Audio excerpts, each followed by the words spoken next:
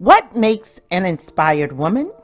We are brilliant, funny, compassionate, generous, fearless, supportive, bold, outstanding leaders, and super influential. That's what makes us inspired women. Come join us.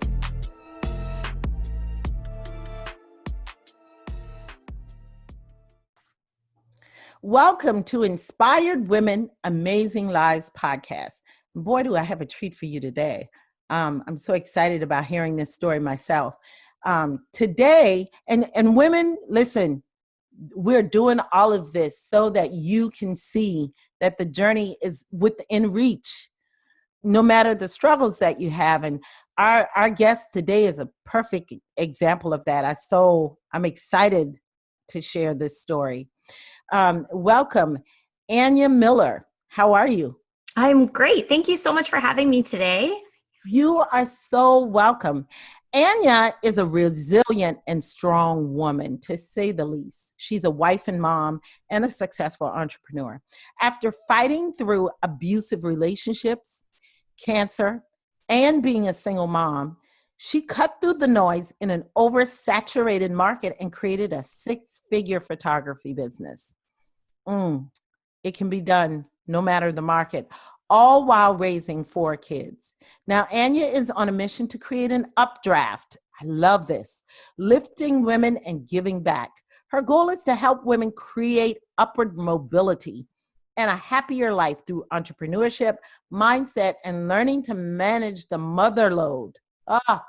That comes with it all. And it's so true. Before I jump into all of this, because I really, really want to, but I really want to hear your story. Can you share your story with us that has brought you on this path to the photography business and updraft and all of it? So I have been on a ride. I had a great childhood, and then ever since then, I have been on a ride.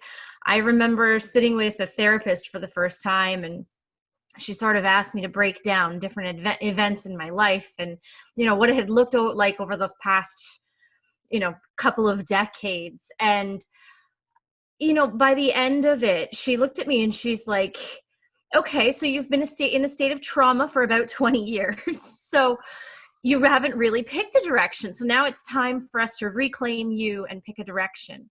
And I loved thinking about it that way, because that's exactly what we needed to do. We needed to go back, find the girl that I was at the age of like 12 before everything started to hit the fan, and get back to what she had wanted, what had she thought about.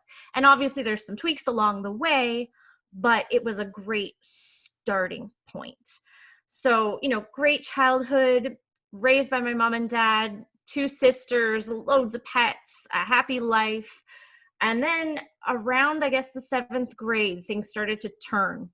I had two best friends who became very mentally ill. By the time we were, I guess, the end of seventh grade, one of them was addicted to meth and was Wow. trying to commit suicide in my bedroom. It got messy. So things got wild, and then I woke up one day and they were both gone. They'd both been taken away from the school, and I was left sort of standing there on my own in ninth grade, trying to figure out what was next. Not a confident kid, not an ideal situation. I was really socially anxious, and I was very dependent on my couple of friends that I had.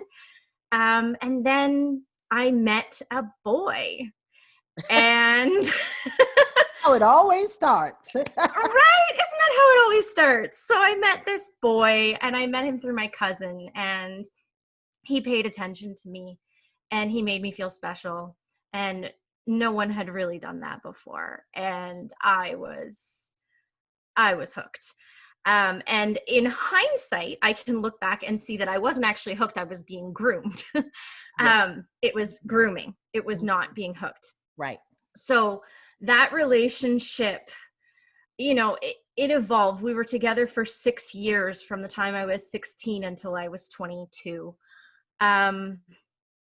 there's bright spots, obviously, as with anything, but in hindsight, it was very emotionally abusive. He eventually became an alcoholic. He became very physically abusive as well. It basically ended with him jumping on top of me and smashing my head against a backboard until everything blacked out. His sister, thank the Lord, called the police from a locked bedroom. His parents interfered long enough for him to get off of me, grab me by my hair, and drag me half naked to a ravine. That sister had called the police just in time, and they got there before whatever. I don't know what he was going to. I have no idea whether he was just separating me from the chaos or whether he had something else planned, but I feel like the ravine was a bad indicator. Yes. I feel like that's a bad sign, Yes, it was. Yeah. So they came and, interestingly back then, now where I live, I'm in Ontario, Canada, and where I live, the police, when they're called for a domestic violence call like that, they have no choice but to press charges. Right. It's no longer optional. But back then, they basically stood him in front of me and they said, "Would you like to press charges against this man?" And of course I said no, because I'm terrified. I'm confused. I still believe I love him because I hadn't yet learned that wasn't love. I had no other, framework to work from. And so of course I said no. And I ended up living with him for another 3 weeks. And then my sister moved me out while he was passed out after partying all night. She came and helped me, because that's one of the most dangerous times for women to leave. So you need backup. So from there, I started, I met my now husband. So I will preface this by saying we're now very, very happy together. Good. However, I know in the beginning. Yes, I know. Annya, I'm so agreeing with you because your story is so similar to mine. I know exactly. Oh, yes. Okay. Yeah. I know exactly. You've been there. Mm-hmm. Yeah. So, in between there, I briefly dated someone else. I clearly have a terrible judge of character because he ended up he was charged for a $3.8 million drug and arms bust. And I had no idea. I look back and I'm like, how naive was I in my early 20s? I was the same. Trust me. Don't beat yourself up. Yeah. And I have stopped, thankfully. I know that I'm a smart person. I make good choices now, but there was a few loose years there of poor decisions. So, there was that. And then I was diagnosed with cancer. I battled through that, which I had what is called the good cancer, which I think is a hilarious thing to say. How do you tell somebody it's a good cancer? It kind of minimizes it, which I think is very dangerous because you still go through the fear and the emotions and the pain and surgery and having part of your body removed and, learning to live. And they make it sound very simple that once you have your thyroid taken out of thyroid cancer, once you have your thyroid taken out, that you just take this pill every day and everything is gravy. But that's not actually what happened. Oh, wow. I didn't do what it was supposed to with it. It's supposed to convert it into another type of hormone within your body. And it didn't. So I ended up being hypothyroid for 10 years before we figured it out, which caused, issues with weight and exhaustion and anxiety and depression on top of what I naturally was given in my life. So there was that. And then I met my husband, and I tell you, I knew within a month of dating him, this was it. I am going to marry that man. It was actually one of the last things I ever said to my father. The last time I saw my dad, I whispered into his ear after he met him, I said, I'm going to marry that man. And he teased me something along the lines of, you're my kid, you're not marrying anybody. Regardless of the fact that I was in my mid-20s by then. And then right after that, he passed away. So I was very thankful that he got to meet him and everything. But there was always a bit of mistrust with my father and this new character that I brought into my life. And he ended up being bang on because my lovely husband was living a double life. And he had I don't know whether to call her his girlfriend. I don't even know if they were actually together or not, but he had this other woman that lived with him. They had children together that I had no clue about.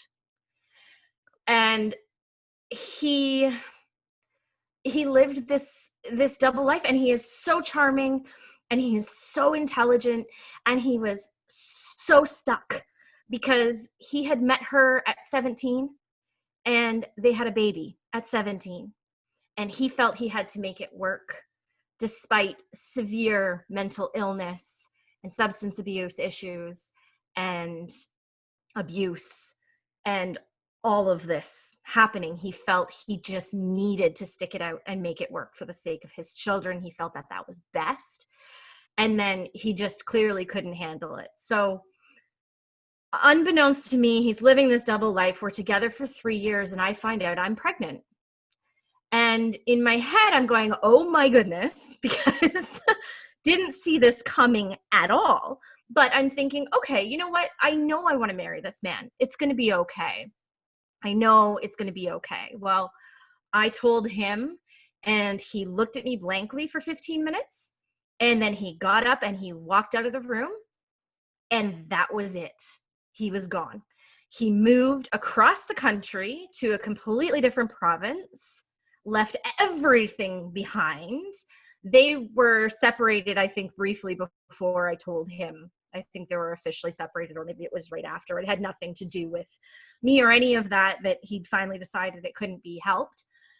And he moved across the country. So I got to decide to raise this baby despite his, trying to convince me that it wasn't a good idea and that I shouldn't be doing it by myself. I should give him to a family that can really take care of him. And, of course, he's just terrified because he's seeing his own children being neglected by their mother and they're not being cared for.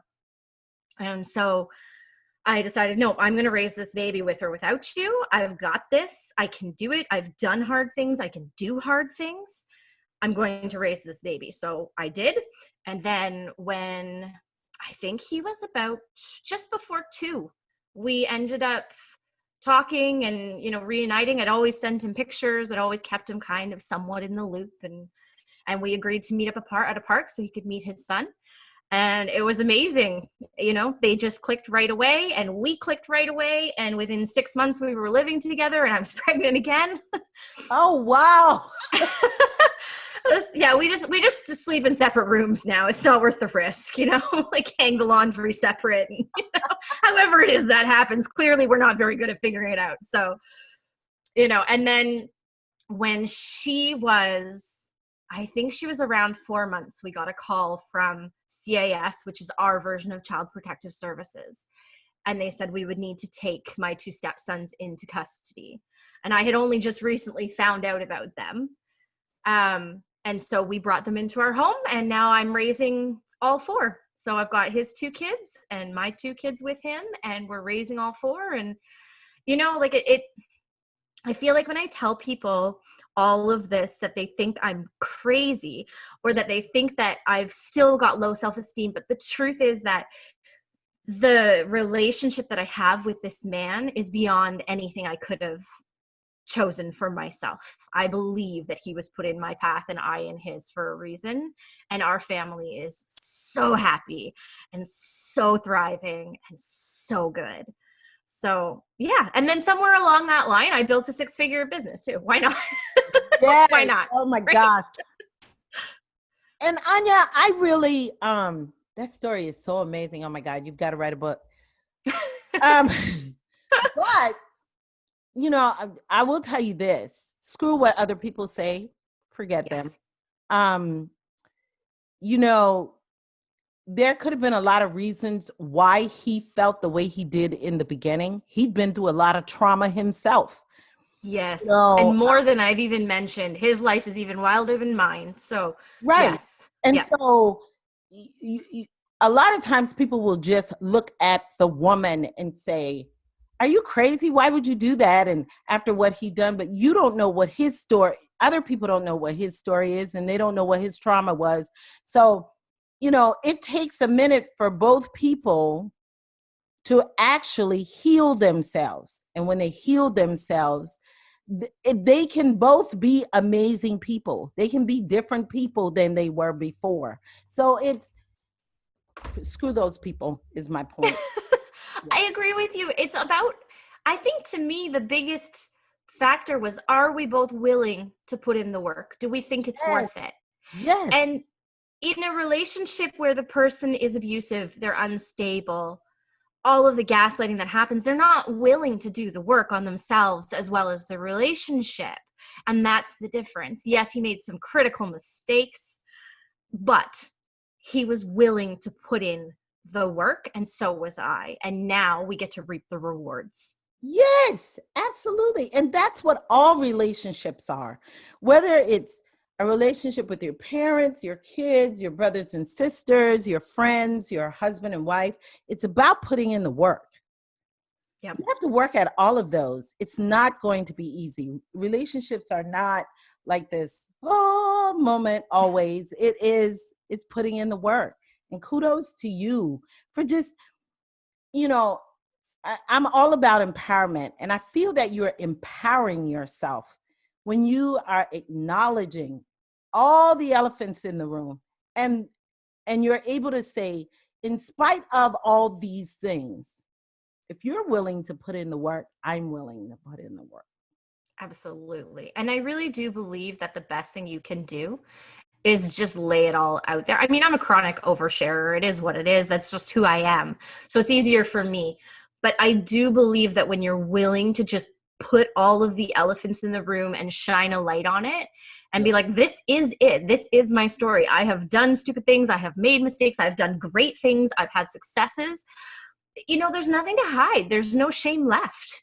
No. Shame can't grow in the light. So let's shine the light on it. Ooh, shame can't grow in the light. I love that. Yes, you're so right. You're so right.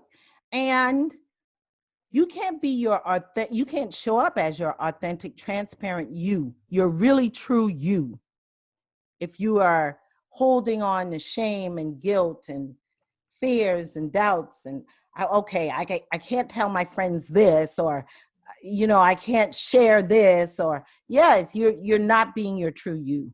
And you show up that way. You show up as nervous, as anxious, as just not your true you. And so people can see that. So I love that. So Absolutely. now you operate this six-figure photography business. How the heck did that happen? And what is your passion about this photography business? Why are you passionate about this? So ironically, I started the photography business as a teenager. And it was really just a creative way to offset my really expensive horseback riding passion.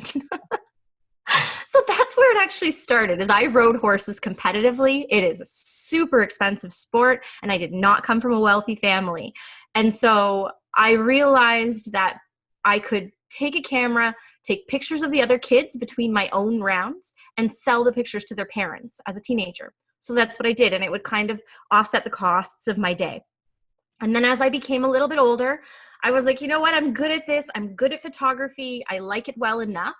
I really had the baby fever in my late teens, early 20s. And I was like, okay, I'm not ready to have a baby, but I bet you I could get other people to pay me to play with their babies and take pictures. Nice. And so that's what I did. And at that time, I'll be honest, I really didn't see it as a viable career. It did not seem to me like something I could make enough money doing that I would feel stable and comfortable and be able to support a family. And I was raised that you don't depend on a man. You want to be able to, you can depend on a man if you choose to, but make sure you've set yourself up with a career that you're not going to get stuck depending on that man. Right. And so that was important to me, was to have at least a relatively lucrative career that I could support my family with. And so I had actually planned to go to medical school and become a fertility specialist and help people to make babies. But then I realized one day, in the midst of, I was about to start my journey through university, and the photography thing had just kind of taken on a life of its own. And I realized I would be 39 when I finished school and did my specialty. And I went, as much as I would like to say that women can have it all, there are some places where we have to make choices and sacrifices. Yes. Right? Because for me, I wanted a family. I wanted to have children, and I didn't want to miss their childhood. I wanted to not just be a mom, but to be an involved mom who's there day to day, getting them up and getting them off to school and picking them up and doing all of those things. And that was important to me. And I kind of went, you know what? I don't know what I'm going to end up doing, but I'm going to stick it out with this photography thing that I'd planned to use to put myself through school, and I'll figure something out. Well, it just kind of kept growing. And the part that I fell in love with wasn't actually the photography side of it, which is fun, but eventually I was like, okay, I know what I'm doing. You know, what else is there? It's not really the art for me. It was the business. I loved running a business. I loved the advertising. I loved the marketing. I loved the strategy. I loved seeing money come in. I loved all of that, the web design. And because when you're a solopreneur, you get to wear 72 different hats. Yes. It never gets boring. Every other job I've ever had, I get bored. Even the photos themselves, as soon as I had a handle on it, as soon as I was really good at it, I was like, well, what now? It's boring. I don't like repetition. And so for me, it ended up being the perfect thing because there wasn't a whole lot of repetition because you're wearing so many different hats. You can do a different thing every day. I mean, I love meeting the people. I love the babies. I love, obviously I have a really fun job. But what I fell in love with was the business. And I think that that is the only reason I was successful. Because I have watched photographer after photographer who are amazing. Some of them blow me out of the water and their businesses fail. Because at the end of the day, people want excellent pictures. There are a lot of people that can provide those. But a lot of people that are drawn to that industry, they're drawn to the art. They're not drawn to the business, and they don't realize that this job is 80% business and 20% photography, if that. Yes. And so, that was, for me, that was the passion. That was the piece that really caught me, was the business bug. Wow. That is awesome that you share that, because the answer for so many other photographers would have been the art of it all. But it's amazing that the business side of it really, and you're right, you can have the art all day, but without the business side of it, you're not going to succeed. You're either going to have to hire someone to do the business side or you're not going to succeed. Wow. Absolutely. If you ever decide to do another business, you could always teach photographers how to run their business. That's actually in the works. Oh, okay. It's in the works. I have a little bit of free time right now. Thanks to everything that's happening in the world, my business has to be closed. It's clearly not essential. And so I've had a little bit of extra time to work on the course that was already in the works. So yeah, it'll be coming. Nice, because they really, really need it. They do. Yeah. So Annya, we're going to take a short break and we'll be right back. And when we return, I'm going to let you tell us about your other passion, Updraft, your podcast. We'll be back in a sec. Are you a podcaster with lots of episodes and content, but have not been putting it to good use? Don't you know that repurposing your content gives you more visibility? And no, it doesn't have to be time consuming. I've got you. Hey, Kimberly Wiggins here with Inspired Women Amazing Lives. Listen, you have what it takes to do this, but it is just time to let more people hear your message. Repurposing your content can surely get you there. Using my repurposing system for your podcast episodes helps you to show up everywhere and be heard in a much greater way so that your message can add value to the lives of others. Isn't that what you really want? Check out From Podcasting to Profit right now at inspiredwomenamazinglives.com. Let's shift things for your life and business so you can repurpose your amazing content that impacts your audience. Use the code PROFIT for $200 off From Podcasting to Profit. All right, welcome back And um, now, Anya, can you think of one thing in particular when you've been going through all of these challenges? What was the source, like a common thread through all of it? Through all of it. So I'm pressed to figure out what it was in the beginning. I want to say it's that I was raised with this belief that I was better than that. And I don't mean that in a, Hmm. what's the word? Like in a holier than thou sort of sense. But I was raised that we don't behave that way. You Hmm. deserve more. You are intelligent. You are smart. You can be what you want to be. And I think there was some of that lingering along under the surface that was able to keep me floating through and go, no, this isn't what I was meant for. I was meant for something else. But then once my son was born, this all became very easy. Yes. Right? Like once that boy came into the world and was a part of my existence, I mean, that year that I was pregnant with him, I think I worked probably over 100 hours a week pregnant right up until almost I delivered, because it was just sheer determination that I am going to take care of this baby no matter what anyone else says, no matter what anyone else thinks. This baby is going to be raised and raised well, and I am going to save up enough money to move. I was living in my mom's basement at the time, which doubled as my studio. It was a little squishy. But I was determined that by the time that baby hit school, we would have a house with a backyard, and that baby would then be able to have friends over and have play dates in our yard and, do all of those things. And that made it easy. I mean, there is no greater motivator, I don't think, than looking into your child's eyes. I really, it's cliche, but it's accurate. It is. You're absolutely right, Anya.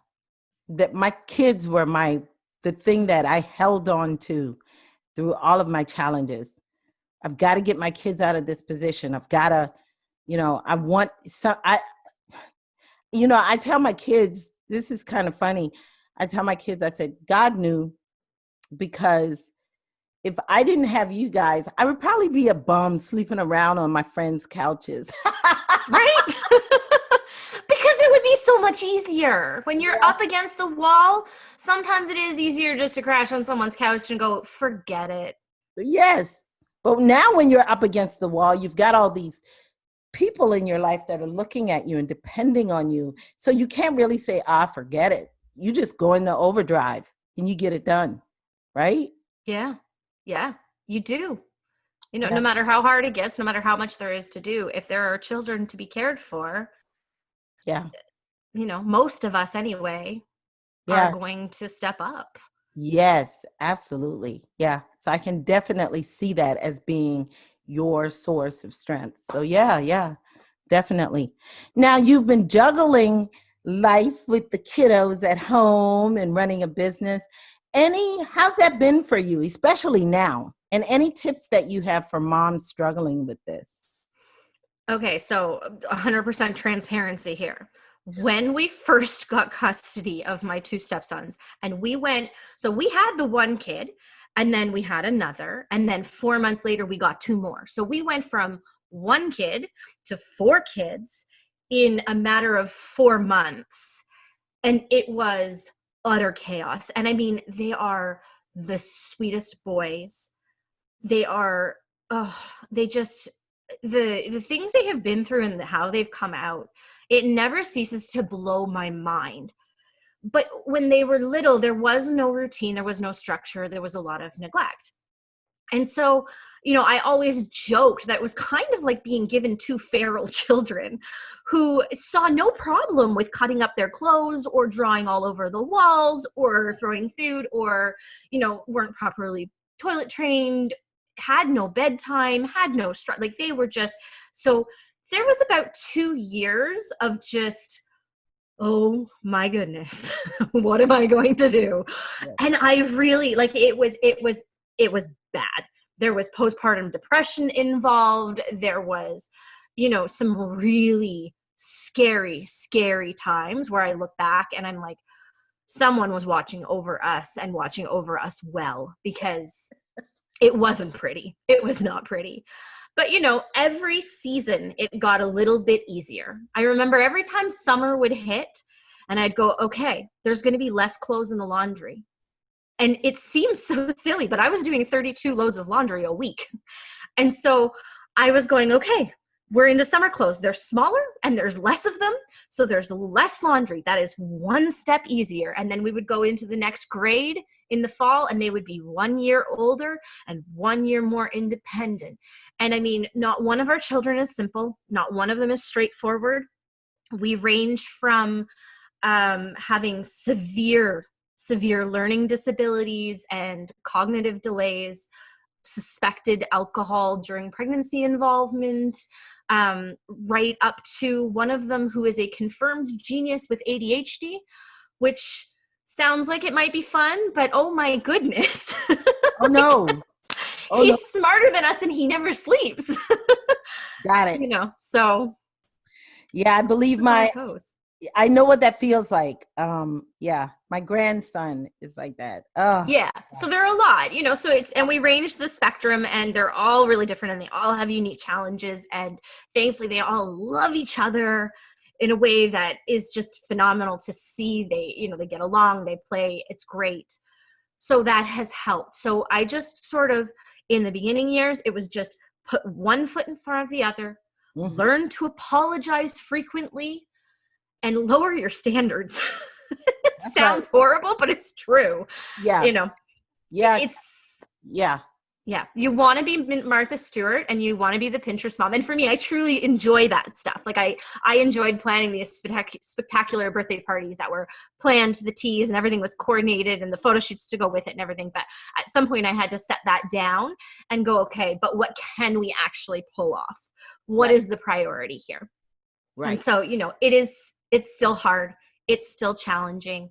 I think my tips to moms are learn to apologize, because you're going to drop the ball. It's going to happen. You're not going to be able to take on everything. So prioritize what you actually want to do. Do you actually like going to the meetings at the school on the parent council? Do you like participating in the bake sale? Or would you rather just phone it in with some store-bought cookies and call it a day? Like, stop worrying about what everybody else is thinking about you. Yeah. Think about what you actually want to participate. And then, just get really organized. Yeah. Those are really good tips. Really good tips. Yeah. Yeah. I had to tell my daughter that. I said, you're not a cookie baker. Stop trying to bake cookies. Just buy some, put them on a platter. And my mom, she was amazing. She made our cakes from scratch with all of these intricate designs and animals. She'd make us unicorns. She made a 3D teapot, like the Mrs. Potts from Beauty and the Beast one. It was amazing. Wow. And she sewed all of our Halloween costumes by hand. Wow. And I thought that meant that's what I needed to do. And then I looked around and I was like, I can't sew to save my life. I hate decorating cakes. Like, maybe if I had all the time in the world, but I don't. So, and then also my mom was a stay-at-home mom and I run a big, busy photography studio. So yeah. Absolutely. Don't try and be like anybody else. Yes. Wonderful tips.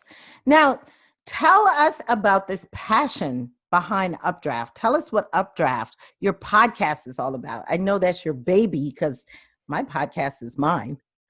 It is. So how I said before that I get bored easily.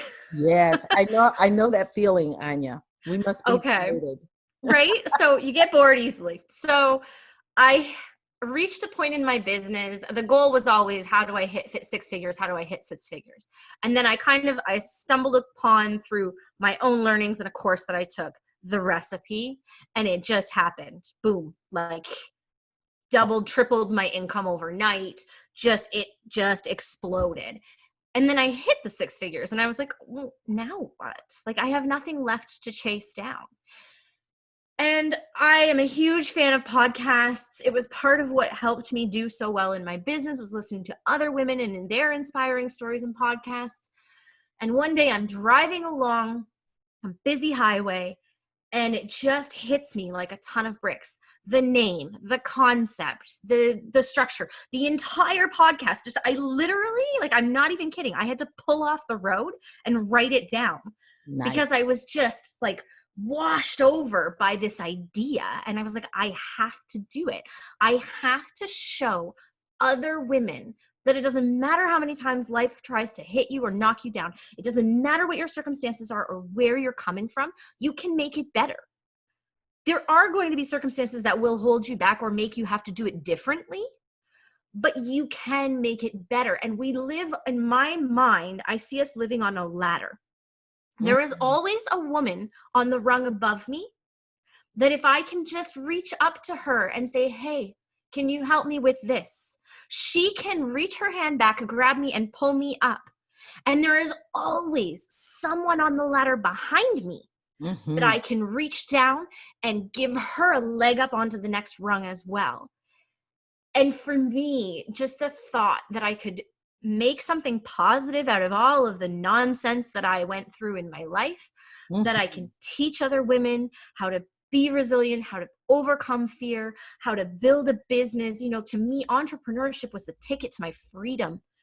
I could have been the single mom dropping my kid off at daycare every day, going and working at a job, working for somebody else where I couldn't control how much I was making other than maybe my yearly review and getting a little promotion, raise, whatever, and then barely seeing my baby. Or I could use this entrepreneurship piece, and that allowed me to work my hours around his schedule. For the most part, you know, I could have a caretaker watch him for a couple hours while I did the photo shoot, but the rest of it I could do while he was sleeping. So I didn't miss him. I didn't miss his childhood. I got to be there. So to me, I'm so passionate about teaching other women that there's another way. You don't just have to sit there in the muck that you were dealt. You don't just have to sit there and accept your circumstances. You can fight through them. Yes. Oh, I love that passion. I love it. I love it. It gave me goosebumps. Nice. Yeah. So now, do you interview guests on your podcast, or what do you do? Or are you, what is the format for it? So I usually do, I haven't been right now. The whole COVID-19 thing kind of knocked the wind out of me a little bit, and I needed a little bit of time to regroup and learn how to homeschool 4 kids and, you know, all of that. And so I haven't had a guest on in a few weeks. I've been doing just solo shows. And most of them in the last little while have been sort of just helping people cope with what's happening around us. And now we're back on track. So generally it's, I do a solo show one week and then the next week is an interview. And right now I'm looking for women specifically who have been through the kind of stuff that you or I have been through, or they've been through something else that was really, really difficult. And now they're standing on the other side. And I'm looking for people to come and share their stories and how they did it. Because I think together we can make a roadmap for these women who are feeling stuck. Absolutely. I love that. Oh, wow. Nice. Yeah, you've had some really great experiences that you can share with women. And the beauty of these stories that you're creating with your podcast is that a lot of times people think that they're in this alone, or that other people have not, no, they'll be like, you haven't gone through what I've gone through. No, and no two people's experiences are the same. But what happens is you're able to share some amazing information that lets someone feel connected and related, where you can say, man, if she's been through that, I can definitely get through it and rise above it and do other things. I can get caught up in that updraft. Love it. Yeah, exactly. Let's all rise together. Yes, I love it. Now, we're about to wrap up, Annya, but I have all your information for your podcast page, and Anya's at AnnyaMiller.com. I will put all of that on the podcast page. You can find her on Facebook as well, and I will have her Facebook link as well as Instagram. And she has a Facebook group, Updraft Insiders. All of the links will be there. Annya, it was great having you. Um, can you share one action tip with my audience before we conclude today that will give them something that keeps them going? Absolutely. I want everyone to remember that the only thing holding you back is the thoughts in your head. And you are the only person who can control those thoughts. So we never have to be held back. We never have to be held down. You can get through whatever life dishes out at you, and you can make something out of it. So just keep going. No matter how many times life comes at you, I want you just to keep pushing through, just keep going, and do not give up. That's amazing. And you're absolutely right. If they find something to hang on to, they can just keep going. And that's what life is about. I mean, this thing called life is not always easy, is it, Annya? No, it sure isn't. But there's so much beauty if you're willing to find it. There's so much beauty. Yes, absolutely. Well, audience, thank you for coming today. Thank you for sharing with me and Annya. And I hope that her story it definitely will help you. Reach out to Annya if you have a story and would like to be on our podcast. She'd love to have you, wouldn't you? Absolutely. I would. Yeah. Because your stories help other women, help to lift other women up on that rung on the ladder. Yeah. All right. So we'll see you next time at Inspired Women, Amazing Lives. Have a good day. Thanks for joining me for this episode of Inspired Women, Amazing Lives podcast. Until we meet again, I urge you as an inspired woman to seek out ways to inspire and lead the other women in your circle. Please share this episode with another woman that you would love to inspire or someone who has inspired you. Feel free to rate, comment, and subscribe. Until next time, and remember, always thrive, inspire, and lead.